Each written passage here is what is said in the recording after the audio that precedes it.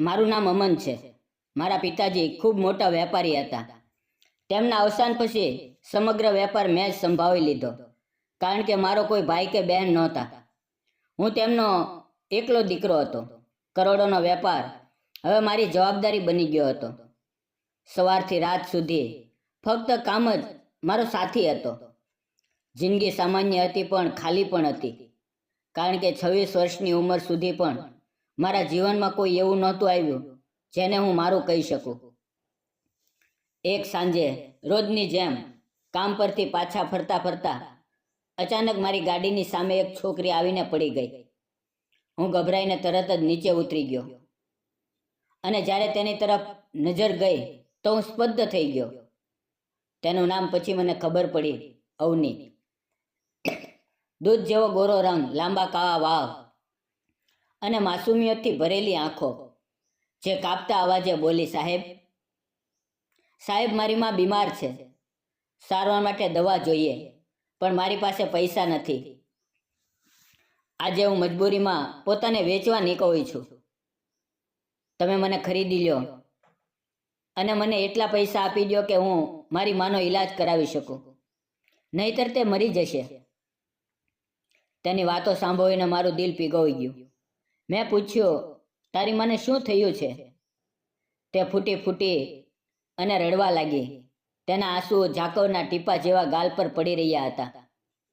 તેણે કહ્યું, મને ફક્ત 1800 રૂપિયા જોઈએ. દવા એટલી જ આવે છે. મારી પાસે 10,000 રૂપિયા હતા. મેં વિચાર્યા વગર તેને પૈસા આપી દીધા. તે એકદમ સ્તબ્ધ થઈ ગઈ અને ધીમે અવાજે બોલી, સાહેબ, સમય અને જગ્યા બતાવો. હું એક રાત માટે તમારી થઈ જઈશ. હું ચોંકી ગયો. પછી મુસ્કુરાતા બોલ્યો, પાગલ, તું વેચવા માટે નથી, તું તો કોઈની જિંદગીની રાણી બનવા માટે છે. તેણે મારી તરફ આશ્ચર્યથી જોયું, જાણે વિશ્વાસ જ ન આવતો હોય. મેં તેને વધુ પૈસા આપતા કહ્યું, ફરી ક્યારેય આ હેતુથી ઘરની બહાર ન નીકળતી. તે કાપતા અવાજે બોલી, સાહેબ, હું તમારો આ ઉપકાર જિંદગીભર નહીં ભૂલું. જો મોકો મળ્યો તો જાન આપીને પણ તમારું કરજ ચૂકાવીશ. હું ચૂપચાપ ગાડીમાં બેસી ગયો, પણ એ અજાણી છોકરી મારા દિલમાં ઘર કરી ગઈ. એ જ રાત્રે હું કરવટો બદલતો રહ્યો. તેની માસૂમ આંખો અને આંસુથી ભરેલો ચહેરો મને સૂવા નહોતો દેતો. દિવસો પસાર થતા ગયા, પણ તેની યાદો મિટાવવાનું નામ જ નહોતી લેતી. 3 દિવસ પછી હું એ જ જગ્યાએ પાછો ગયો. કદાચ તે ફરી મળી જાય, પણ તે ક્યાંય દેખાય નહીં. એ વખતે પહેલી વાર મને અફસોસ થયો કે કાશ તેનું નામ પૂછી લીધું હોત. મેં તેનું સરનામું લઈ લીધું હોત. હવે હું દરેક વખતે ખોવાયેલો રહેવા લાગ્યો. વેપાર, લોકો, રિશ્તા, બધું અર્થહીન લાગવા લાગ્યું. આખરે એક દિવસ મેં મારા સૌથી નજીકના મિત્ર સમરને બોલાવ્યો અને કહ્યું, સમર, મારે તને એક રાજ કહેવું છે. તે હસતા હસતા બોલ્યો, કેમ અમન? ચહેરા પર એવો રંગ કેમ છે, જાણે દિલમાં કોઈ મોટી વાત છુપાવીને બેઠો હોય. મેં ઊંડો શ્વાસ લઈને કહ્યું, મને એક છોકરીથી પ્રેમ થઈ ગયો છે, પણ તે હવે મારી પાસે નથી, અને મને એ જ જોઈએ. મેં પૂરો કિસ્સો કહીને સંભળાવ્યો. સમર પહેલાં તો આશ્ચર્યચકિત થઈ ગયો, પછી બોલ્યો, અમન, એવી છોકરીઓ તો ઘણી મળે છે, પણ જે તને મળી એ શાયદ તારા નસીબમાં લખાયેલી હોય. અમન પોતાના ઘરની બારી પાસે ઊભો હતો. તેણે ધીમેથી સમરને કહ્યું, સમર, અવની વિશે વિચારતા હું પોતાને પાગલ અનુભવું છું. સમર હસતા હસતા બોલ્યો, તને ખબર છે, તેની ખાસિયત શબ્દોમાં વર્ણવી ન શકાય. તેનું બોલવાનો અંદાજ, હોઠની હળવી કાપતી ધુજારી, ઝૂકેલી નજરો, દૂધ જેવો રંગ, બધું તારા દિલ પર જાણે છાપ થઈ ગયું હોય.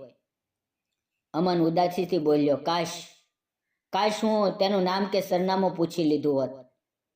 સમરે મુસ્કુરાતા કહ્યું, ચિંતા ન કર અમન, જોઈએ શું કરી શકીએ. અમન બારીની બહાર જોતો એ જ દ્રશ્ય યાદ કરી રહ્યો હતો, જ્યારે અવની પહેલી વાર તેના જીવનમાં આવી હતી. લગભગ 1 મહિનો વીતી ગયો, પણ એ છોકરી તેના દિલમાંથી એક ક્ષણ પણ આઘી ન ગઈ. સમરે દરેક સંભવ પ્રયત્ન કર્યા, દરેક જગ્યાએ પૂછ્યું, પણ અવની જાણે હવામાં વગોવી ગઈ હોય. કોણ હતી તે, કેમ આવી હતી, અને આટલી મજબૂરીમાં કેમ ચાલી ગઈ? અમનનું દિલ બેચેન હતું. તે દિવસ રાત ગલીઓમાં ભટકવા લાગ્યો. ઊંઘ ન આવે, ચેન ન આવે. વેપાર પર અસર પડી, સતત નુકસાન થવા લાગ્યું. સમરે એક દિવસ સમજાવ્યું, અમન લગ્ન કરી લે, કદાચ જાન હોય અને તું તેને ભૂલી જઈશ. પણ અમન માટે આ શક્ય નહોતું. અવની હવે તેના દિલનો ભાગ બની ચૂકી હતી. મિત્રો, ઘરના લોકોના સમજાવવાથી અમને ઘર માટે છોકરી જોઈ અને લગ્ન કરી લીધા. સમય વીતતો ગયો. 6 વર્ષ વીતી ગયા. અમન 2 બાળકોનો પિતા બની ચૂક્યો હતો, પણ અવનીનો ચહેરો દરેક ક્ષણે તેની સામે હતો. વેપાર સતત નુકસાનમાં હતો અને અમન ધીમે ધીમે દારૂ તરફ વધી ગયો. શાંતિ ક્યાંય મળતી. અમનની હાલત વણસતી ગઈ. કિડનીની બીમારીએ તેને વધુ નબળો કરી દીધો. શરીર નિઢાવ થઈ ગયું. હવે સમગ્ર વેપાર તેની પત્નીની જવાબદારી હતો, અને અમન હોસ્પિટલના પલંગ પર પોતાના શ્વાસ ગણી રહ્યો હતો. એ દિવસની તકલીફ કંઈક અલગ જ હતી. દરેક શ્વાસ જાણે સજા બની ગયો હતો. અચાનક તેની આંખો સામે એક છબી ઉભરી. તેણે મુશ્કેલીથી પોપચા ઊંચા કર્યા, અને તેની સામે એ જ ચહેરો હતો, એ જ આંખો, એ જ મુસ્કાન. અવની હવે સફેદ કોટમાં ડોક્ટર બનીને તેની સામે ઊભી હતી. તે ધીમે ધીમે તેની તરફ વધી. નજીક આવતા જ અમનને કાપતા અવાજે કહ્યું, તમે એ જ છો ને, અવની? અવની હળવી મુસ્કાન સાથે આંખો ઝુકાવીને બોલી, હા, હું એ જ છું. મારા શરીરમાં જાણે ફરીથી જીવન પાછું આવી ગયું. હું ફક્ત તેને જોતો જ રહી ગયો. અવનીએ કહ્યું, અમન, એ દિવસે તમે મને જિંદગી આપી હતી, અને આજે હું તમને જિંદગી આપવા આવી છું. દુખાવાની એક લહેર મારા શરીરમાં દોડી ગઈ, અને હું અડધો બેહોશ થઈ ગયો. તેણે મારો હાથ પકડી લીધો અને દિલાસો આપવા લાગી. તમે બરાબર થઈ જશો. મને વિશ્વાસ છે, કંઈ નહીં થાય. મારી નજરો ફક્ત તેના ચહેરા પર અટકી હતી, જે ધીમે ધીમે બંધ થઈ રહી હતી. હું ઈચ્છતો હતો કે મારી આંખો એને જોતી જોતી બંધ થાય. અવનીએ ઝડપથી એક ઇન્જેક્શન લગાવ્યું, અને હું ઊંડી ઊંઘમાં ચાલ્યો ગયો. એક દિવસ પછી જ્યારે મારી આંખ ખુલી તો મેં એ જ ચહેરો જોયો. એવું લાગતું હતું જાણે હું સપનું જોઈ રહ્યો છું. તે મને દવા આપી રહી હતી અને બોલી, અમન, તમારો મારા પર ખૂબ મોટો ઉપકાર છે. જો મારે પોતાની જાન આપીને પણ આ ઉપકાર ચૂકવવો પડે તો હું ચૂકવીશ, અને હું ઈચ્છું છું કે તમે સંપૂર્ણ સ્વસ્થ થઈ જાઓ. આ પ્રક્રિયામાં તમે મારો સાથ આપશો ને? મેં તેનો હાથ ઝાલી લીધો અને કહ્યું, હા, કેમ નહીં. ફક્ત તમે જ મને સાજા કરી દો, અને હું જિંદગીભર તમારો આ ઉપકાર નહીં ભૂલું. મારાથી આ દુખાવો સહન નથી થતો. અવનીએ મુસ્કુરાતા કહ્યું, ચિંતા ન કરો. જો ભગવાનની કૃપા થઈ તો હું તમને સાજા કરવામાં સફળ થઈશ. અવનીએ મારો ઈલાજ શરૂ કરી દીધો, અને હું ફક્ત તેને જોતો જોતો જ સાજો થવા લાગ્યો. મારી પત્ની પણ ખૂબ ખુશ હતી કે મારી હાલતમાં સુધારો આવવા લાગ્યો છે. છેલ્લા 6 મહિનાથી હું હોસ્પિટલમાં દાખલ હતો, પણ ખાસ ફેર પડ્યો નહોતો. પણ અવનીના આવ્યા પછી જાણે બધું જ બદલાઈ ગયું. રોજે રોજ હું વધુ સારો થવા લાગ્યો. લગભગ 3 મહિનાના સતત ઈલાજ પછી હું પૂરેપૂરો સ્વસ્થ થઈ ગયો. મારી કિડનીઓ ફરીથી કામ કરવા લાગી. હવે અવની મારી સારી દોસ્ત બની ગઈ હતી. તે દરેક ક્ષણે મારી સંભાળ લેતી અને હોંસલો વધારતી. હું પૂરેપૂરો સ્વસ્થ થઈ ચૂક્યો હતો. એક દિવસ મેં તેને પૂછ્યું, તારું નામ શું છે? એ રાત પછી હું તારો દીવાનો થઈ ગયો હતો. તું તો એમ જ ગાયબ થઈ ગઈ હતી, જાણે જમીન ગળી ગઈ હોય કે આકાશે તને છુપાવી લીધી હોય. અવનીએ હળવું મુસ્કાઈને કહ્યું, અમન, હું 3 મહિનાથી તારો ઈલાજ કરું છું અને તને હજી સુધી મારું નામ નથી ખબર.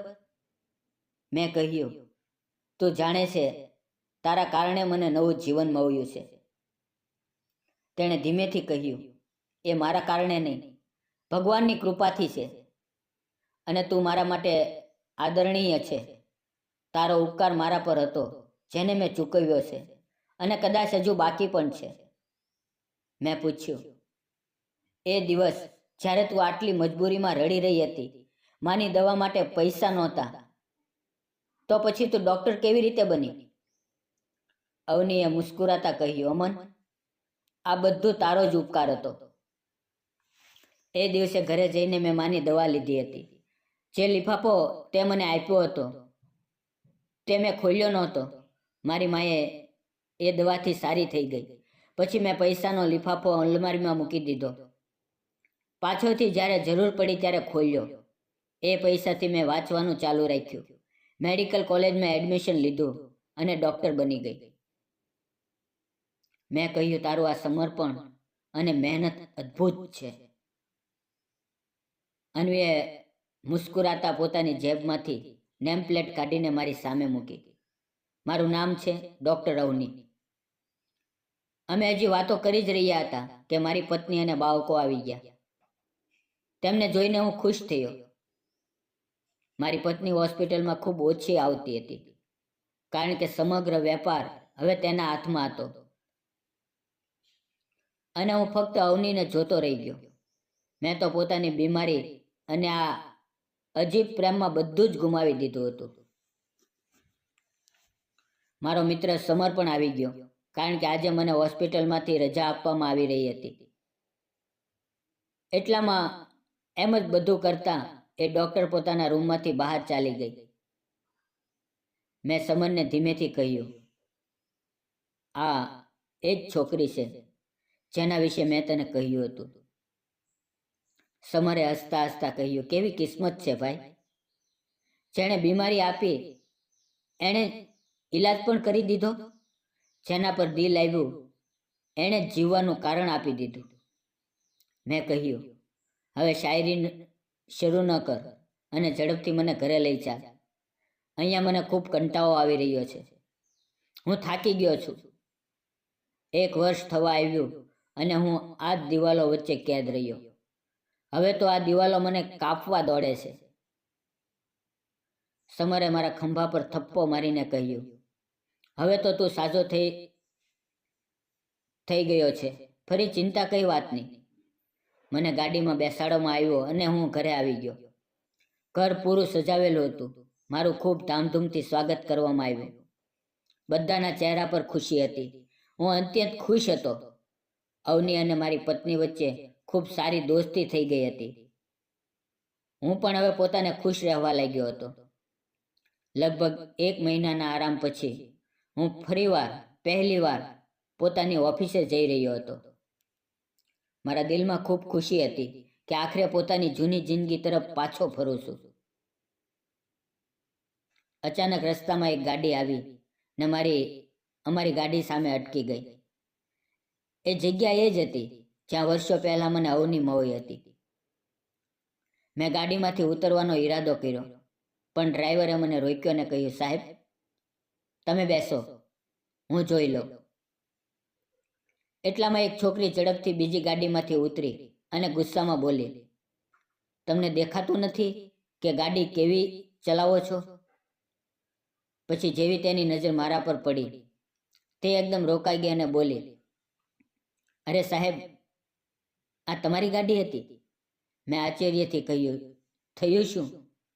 તેણે ઝડપથી કહ્યું, મારે હોસ્પિટલ જવું છે. એક પેશન્ટ આવ્યું છે અને ખૂબ ઇમરજન્સી છે. તમારી ગાડીની સામે એક ગાડી અથડાઈ ગઈ તો હું ગભરાઈ ગઈ અને ગુસ્સામાં આવી ગઈ હતી. મેં નરમાઈથી કહ્યું, કંઈ વાંધો નહીં. જો તમે ઈચ્છો તો અમે પણ એ જ દિશામાં જઈ રહ્યા છીએ. તમને હોસ્પિટલ છોડી દઈએ. તેણે ઝડપથી હા પાડી અને કહ્યું, હા ઠીક છે. મારી ગાડી અચાનક બંધ થઈ ગઈ છે.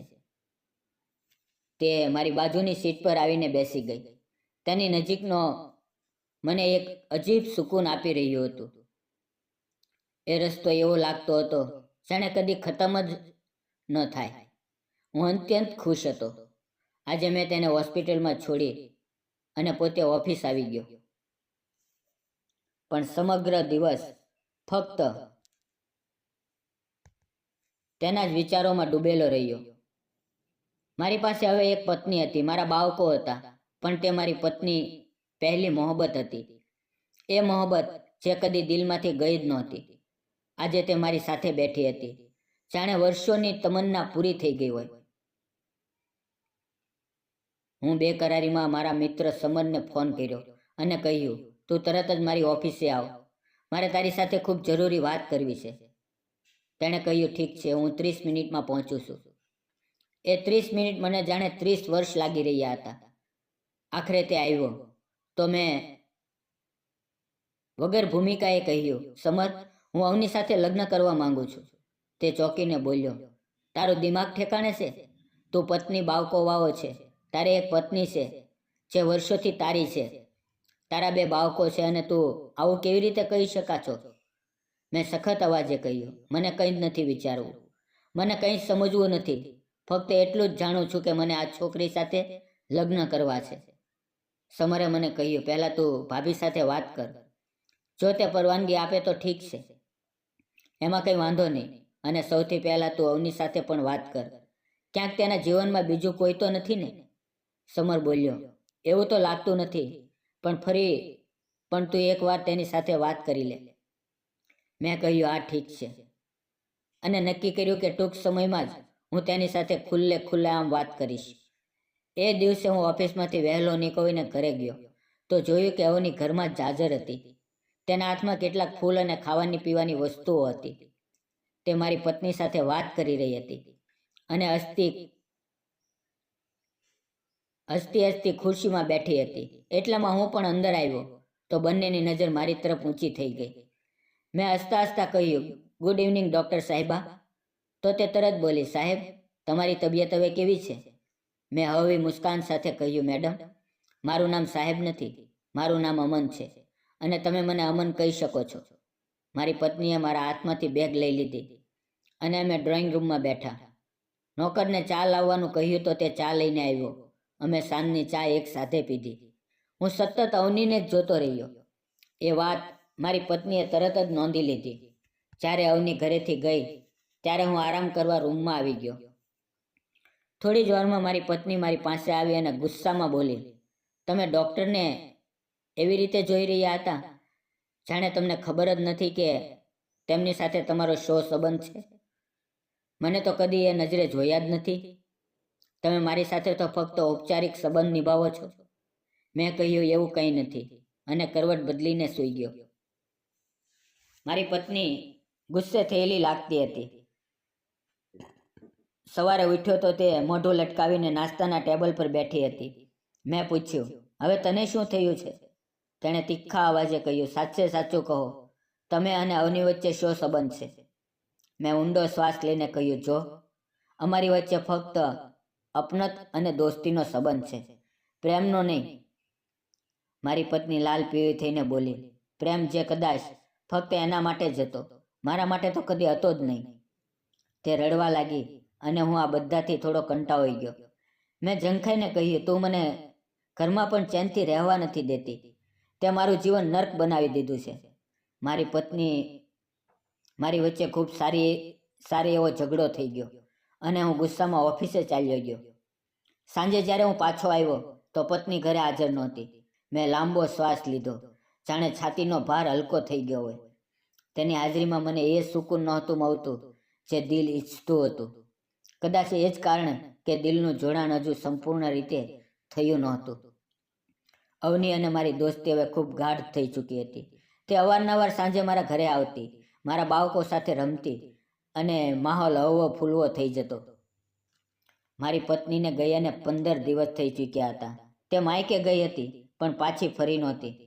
મારા મિત્ર સમરે કહ્યું કે જઈને તેને મનાવી લાવ, પણ મેં સ્પષ્ટ કહી દીધું કે ના, હું નહીં જાઉં. એક સાંજે અવની આવી. હું ઓફિસથી પાછો ફર્યો તો તે મારા બાળકો સાથે રમી રહી હતી. હું તેની પાસે બેઠો અને થોડી વાર ચૂપ રહ્યો. પછી બોલ્યો, અવની, હું તારી પાસે કંઈક પૂછવા માંગુ છું. શું તારા જીવનમાં કોઈ એવો વ્યક્તિ છે જેને તું પ્રેમ કરે છે? તેણે એક ક્ષણ રોકાય, પછી મુસ્કુરાતા બોલી, આ ખૂબ અજીબ સવાલ છે. પહેલાં તું કહે કે તારા જીવનમાં કોણ છે જેને તું પ્રેમ કરે છે, ત્યારે હું જવાબ આપીશ. મેં મુસ્કુરાતા કહ્યું, ના, પહેલો સવાલ મારો હતો. તું જ કહે. તેણે થોડું રોકાઈને ધીમેથી કહ્યું, હા, એક વ્યક્તિ છે જેને હું ખૂબ જ પ્રેમ કરું છું, જેને મેં ખોઈ દીધો હતો અને હવે ફરીથી મેળવી લીધો છે. હવે હું તેને કદી ખોવા નહીં માંગુ. હું ચૂપચાપ તેની આંખોમાં જોઈ રહ્યો અને સમજી ગયો કે તે મારી તરફ ઇશારો કરી રહી છે. પછી મેં વધુ સ્પષ્ટતા માંગી તો તેણે કહ્યું, એ વ્યક્તિ એ જ છે જેણે એ દિવસે મારી ઇજ્જત બચાવી હતી અને મને સમજાવ્યું હતું કે હું વેચવા માટે નથી બની. એ દિવસથી તે મારા દિલમાં વસી ગયો છે.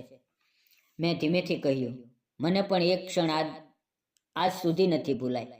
એ રાત જ્યારે હું અચાનક મારા જીવનમાં આવી, જાણે અંધારામાં ચમકતો ચંદ્ર હોય. કદાચ આપણે બંનેએ એ લિફાફાને કદી સાચા અર્થમાં ખોલ્યો જ નથી. મેં કહ્યું, આજે ઘરે જઈને એ લિફાફો ખોલજે.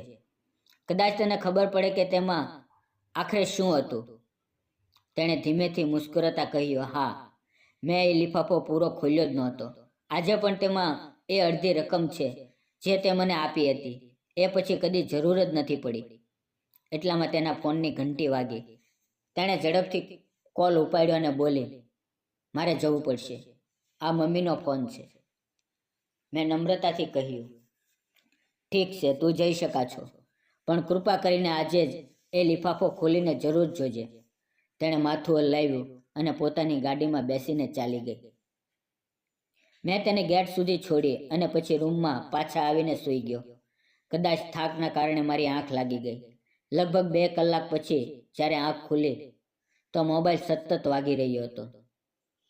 સ્ક્રીન પર જોયું તો લગભગ 15 મિસ કોલ હતા, જે એક જ નંબર પરથી આવ્યા હતા. એ નંબર મારા માટે સંપૂર્ણ અજાણ્યો હતો. મેં તરત જ કોલ બેક કર્યો. બીજી બાજુએ ભારે અવાજ આવ્યો, જી, આ હોસ્પિટલમાંથી બોલીએ છીએ. શું તમે ડૉક્ટર અવનીને ઓળખો છો? હું એકદમ સ્તબ્ધ થઈ ગયો અને બોલ્યો, જી હા, શું થયું? તેણે કહ્યું, તે ખૂબ ગંભીર રોડ એક્સિડન્ટનો શિકાર બની છે અને હાલ ઓપરેશન થિયેટરમાં છે. શું તમે તરત જ હોસ્પિટલ પહોંચી શકો છો? મારી જાણે કોઈએ જાન ખેંચી લીધી હોય. મેં વિચાર્યા વગર ફોન કાપી નાખ્યો. જેકેટ ઉઠાવી અને બહાર દોડ્યો. ડ્રાઈવરે તરત ગાડી કાઢી. હું ગભરાઈ રહ્યો હતો. દરેક ક્ષણે ફક્ત એક જ પ્રાર્થના હતી કે તે સાજી રહે. આંખો સામે એક ક્ષણો ફરી રહ્યા હતા જ્યારે તે હસતી ખેલતી મારા બાળકો સાથે રમી રહી હતી. હું હોસ્પિટલ પહોંચતા જ અંદર દોડ્યો. રિસેપ્શન પર પૂછ્યું તો કહ્યું કે હજુ ઓપરેશન થિયેટરમાં છે અને હાલ ખૂબ ગંભીર છે. હું ખુરશી પર બેસી ગયો. હાથ દુવાઓ માટે ઊંચા થયા, પણ આંખોમાંથી આંસુ વહેવા લાગ્યા. હું ખુરશી પર બેઠો, ક્યારેક દરવાજા તરફ જોતો, ક્યારેક ઘડિયાળ તરફ. સમય જાણે થંભી ગયો હતો. લગભગ 2 કલાક પછી ઓપરેશન થિયેટરનો દરવાજો ખુલ્યો. એક ડૉક્ટર બહાર આવ્યા. હું દોડીને તેની પાસે પહોંચ્યો અને ગભરાયેલા અવાજે પૂછ્યું, અવની કેવી છે? તેમણે ઊંડો શ્વાસ લીધો અને કહ્યું, અમે પૂરી કોશિશ કરી છે, પણ તેની હાલત હજુ પણ ચિંતાજનક છે. આવનાર 24 કલાક ખૂબ મહત્વના છે. તમે પ્રાર્થના કરો. મેં બંને હાથથી પોતાનું માથું પકડી લીધું, જાણે જમીન પગ નીચેથી સરકી ગઈ હોય. ડ્રાઈવરે મારા ખંભા પર હાથ મૂકીને દિલાસો આપ્યો, પણ હું ફક્ત એક જ વાક્ય વારંવાર બોલતો રહ્યો, ના અવની, તને કંઈ નહીં થઈ શકે. મેં તો કહ્યું હતું કે તું મને ફરી કદી ખોવા નહીં માંગે. હવે તું મને આમ એકલો છોડીને નહીં જઈ શકે. નર્સ આવીને કહ્યું કે તે આઈસીયુમાં શિફ્ટ કરી દીધી છે. મેં પરવાનગી લીધી અને અંદર ગયો. તે મશીનોથી જકડાયેલી બેહોશ પડી હતી. એ ચહેરા પર જે હંમેશા જીવન ભરપૂર લાગતું હતું, હવે એક અજીબ શાંતિ છવાયેલી હતી. હું તેની પાસે ખુરશી પર બેઠો. ધીમેથી તેનો હાથ પકડ્યો. આંખોમાંથી આંસુ વહેવા લાગ્યા અને હોઠ ફક્ત એક જ પ્રાર્થના કરતો હતો, હે ભગવાન, તેને મને પાછી આપી દે. એ મારી પહેલી અને આખરી પ્રાર્થના હતી. થોડી જ વારમાં એક વિનમ્ર ડૉક્ટર બહાર આવ્યા અને બોલ્યા, અવની હવે ખતરામાંથી બહાર છે. એ સાંભળતા જ જાણે મારા શરીરમાં ફરીથી જાન આવી ગઈ. મેં આંસુઓથી ભરેલી આંખોએ ડ્રાઈવરને જોરથી ભેટી પડ્યો. હું પોતાની ખુશી છુપાવી ન શક્યો. હોસ્પિટલમાં ઘણા દિવસો વીતી ગયા. દરેક ક્ષણ અવનીની સેવામાં લાગી ગયો. તે ધીમે ધીમે સ્વસ્થ થઈ ગઈ અને આખરે પૂરી સાજી થઈ ગઈ. આ સમય દરમિયાન મારી પત્ની પણ પાછી ઘરે આવી ગઈ. એક રાતે હિંમત કરીને મેં તેની સાથે ખુલ્લેઆમ વાત કરી. મેં કહ્યું, જો હું તમને હવે વધુ ધોકામાં નથી રાખવા માંગતો. સત્ય એ છે કે હું અવની સાથે લગ્ન કરવા માંગુ છું. તેના વગર મારું જીવવું શક્ય નથી. મેં વર્ષોથી તમારો સાથ નિભાવ્યો છે, પણ હવે મારા જીવનનો નિર્ણય એ જ છે કે અવની મારી જીવનસાથી બને. હું ઈચ્છું છું કે તમે શાંતિથી મને આ લગ્નની પરવાનગી આપો. પણ પરિણામ એવું નહોતું જેવું મેં વિચાર્યું હતું. મારી પત્નીએ મારી વાત સાંભળી અને કાંઈ પણ બોલ્યા વગર રૂમમાંથી ચાલી ગઈ. થોડા દિવસ પછી તેણે મને તલાકના કાગળ મોકલી આપ્યા. મારી બીમારી દરમિયાન તેણે મારી સંપત્તિ પોતાના નામે કરી લીધી અને મને ઘરમાંથી કાઢી મૂક્યો. એ ઘર જેને મેં ક્યારેય પોતે બનાવ્યું હતું, આજે મારા માટે પરાયું થઈ ગયું. હું દર ભટકવા લાગ્યો. ક્યાં જાઉં, કોની પાસે જાઉં? અવની પાસે જવાની હિંમત પણ નહોતી. એક સમયનો મોટો વેપારી આજે ભિખારી જેવી હાલતમાં હતો. એક કંબલ ઓઢીને રસ્તાના કિનારે બેસી ગયો. મારી પાસે ખાવાનું કંઈ નહોતું, રહેવાની કોઈ જગ્યા નહોતી. તલાકના નિર્ણય સાથે તેણે કોર્ટની મદદથી મારી પાસેથી દરેક વસ્તુ છીનવી લીધી. એટલું જ નહીં, એ કલમ પણ જે હું હંમેશા ખિસ્સામાં રાખતો હતો, તે પણ હવે તેની મિલકત બની ગઈ હતી. મારા બાળકો પણ મારી પાસેથી છીનવાઈ ગયા. મને અંદાજો નહોતો કે વિશ્વાસ કરવાનું પરિણામ આટલું ભયાનક હશે. અવની સાથેનો મારો સંપર્ક પણ પૂરેપૂરો તૂટી ગયો હતો. 1 વર્ષ વીતી ગયું. મારી દાઢી વધી ગઈ હતી. કમજોરી અને ભૂખે મને ફરીથી બીમાર કરી દીધો હતો. હવે રસ્તો જ મારું ઘર હતો અને ફૂટપાથ મારો પલંગ. ક્યારેક મજૂરી મળી જાય તો કરતો, નહીંતર દિવસ આખો ભીખ માંગીને પસાર થતો અને રાત ફૂટપાથ પર સૂતો. 1 વર્ષની દરબદર જિંદગીએ મને અંદરથી તોડી નાખ્યો. એ જ માણસ જે ક્યારેક કરોડપતિનો માલિક હતો, આજે ચૂપચાપ ફૂટપાથ પર બેઠો રહેતો. લોકો પસાર થાય તો ક્યારેક દયાની નજરે જોતા, તો ક્યારેક ધિક્કારથી. હું પોતાની આંખો ઝુકાવી લેતો. ભૂખે મારા શરીરને હાડકાનું માળખું બનાવી દીધું હતું. કપડાં ગંદા અને ફાટેલા હતા, જાણે કોઈ જૂની ચાદર હોય. શ્વાસ પણ હવે બોજ લાગવા લાગ્યા હતા. એક દિવસ સાંજે વરસાદ પડવા લાગ્યો. હું એક તૂટેલી છત નીચે સુકાઈને બેઠી ગયો. ત્યાં જ એક કાર આવીને ઊભી રહી. મેં માથું ઊંચું કર્યું અને જોયું કે એક જાણીતો ચહેરો સામે છે. હું ઓળખવાનો પ્રયત્ન કરી રહ્યો હતો. તે મારી પાસે આવી અને ઝૂકીને બોલી, અમન, આ તમે છો? એ અવની હતી. હું એકદમ ચોંકી ગયો. આંખોમાં આંસુ આવી ગયા. હું કંઈ બોલી ન શક્યો. તેણે ઘૂંટણના બળ બેસીને કહ્યું, જુઓ, આ શું હાલત બનાવી લીધી છે તમે? મેં તૂટેલા અવાજે કહ્યું, શું કરું અવની? બધાએ મને છોડી દીધો, બધું છીનવી લીધું. હવે ફક્ત આ જ બચ્યું છે. અવનીની આંખો પણ ભીની થઈ ગઈ. તેણે તરત ડ્રાઈવરને બોલાવ્યો અને કહ્યું, આને ગાડીમાં બેસાડો. પછી મને સહારો આપીને ગાડીમાં બેસાડી દીધો.